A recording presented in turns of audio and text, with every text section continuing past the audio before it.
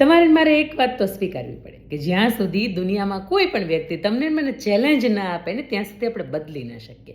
આ વાતના માધ્યમથી મારે આપને બીજી એ પણ વાત સમજાવવી છે કે જ્યારે તમે લક્ષ્ય નક્કી કરી નાખો કે મારે આ કરવાનું જ છે અથવા તો મારે અહીંયા સુધી પહોંચવાનું જ છે, ત્યારે અભ્યાસ છે, એ જે મહેનત છે, કયા લેવલની થાય એવી મજાની સુંદર વાત છે આપણી વચ્ચે રજૂ કરવી છે. ત્યારે એ ગામની અંદર એક રાજા હોય છે, એ નક્કી કરે છે કે આ ભેંસ છે, બહુ મહાકાય ભેંસ હતી.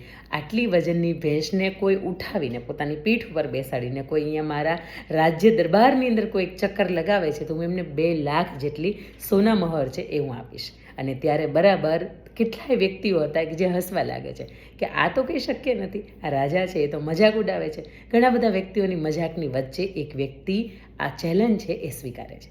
એ પહેલવાન હોય અને રાજ્ય દરબારની વચ્ચે આવે અને રાજાની પાસેથી સમય માંગે કે રાજા, મને તમે 2 વર્ષનો સમય આપો. 2 વર્ષના સમય પછી હું ચોક્કસ તમારું આ જે કહેલું કાર્ય છે ને એનું રાજ્ય દરબારની અંદર ભેંસને મારા ખભા ઉપર લઈને ફેરવીશ. અને રાજા છે એ પણ આ વાતની સાથે બંધાય છે કે કંઈ વાંધો નહીં, તમને 2 વર્ષનો સમયગાળો આપ્યો.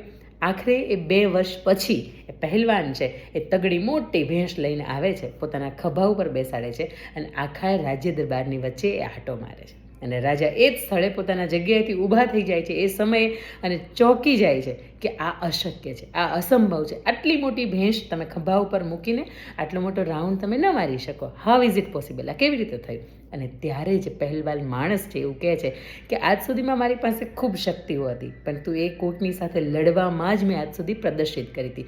આ શક્તિનો ઉપયોગ ખરા અર્થની અંદર મેં મારા માટે નહોતો કર્યો. અને આજે જ્યારે તમે ચેલેન્જ કરી ત્યારે મને એવું થયું કે આ શક્તિ ખરેખર હું મારા માટે ઉપયોગમાં લઈ શકું. અને ત્યારે જ્યારે મારા આંગણાની અંદર 1 જ મહિનાની એ પાડી હતી, નાનકડી એવી ભેંસ હતી, અને એને મેં રોજ ઉઠાવવાની શરૂઆત કરી. નિરંતર મેં રોજ અભ્યાસ કરો, 1 કિલોમીટર જેટલો એને હું મારા ખભા ઉપર ઉઠાવીને લઈ જાઉં. દિન પ્રતિદિન એ ધીરે ધીરે કરતાં એ ભેંસ મોટી થતી ગઈ અને ધીરે ધીરે કરતાં મારા જે બાહુબળ છે એની અંદરની જે શક્તિ છે, એની અંદરનું જે બળ છે એ વધતું ગયું. અને આજે આખરે આ 2 વર્ષ પછી તમારા રાજ્ય દરબારની અંદર હું એ ભેંસ ઉપાડી શક્યો છું. એનું મુખ્ય કારણ એ છે કે મેં મારો નિરંતર અભ્યાસ કર્યો છે. અને એની સાથે સાથે મારે પૈસાની પણ તંગી હતી અને મારી પાસે આટલું મોટું પહેલવાન શરીર હતું, પરંતુ આજ સુધી એ લડવામાં કામ લાગતું હતું. ખરા અર્થની અંદર આજે 2 લાખ સોના મહોર મને આપવાના છો ત્યારે એવું થાય છે કે આજે પહેલવાનવાળું જે મારું શરીર છે આજે ખરા અર્થની અંદર મને મારા માટે કામ લાગી રહ્યું છે. આ વાતના માધ્યમથી તમારે મારે એ શીખવાનું છે કે જ્યારે લક્ષ્ય તમારી સામે હોય ત્યારે એના માટે એટલી બધી પ્રબળ મહેનત કરો કે એ લક્ષ્ય એકદમ નાનું થઈ જાય. અને એની સાથે સાથે જ્યારે તમારે ચેન્જ થવું હોય ત્યારે દુનિયાની ચેલેન્જ છે એને સ્વીકારતા થઈ જાઓ. જય હિન્દ, જય ભારત. અંકિતાની વાત.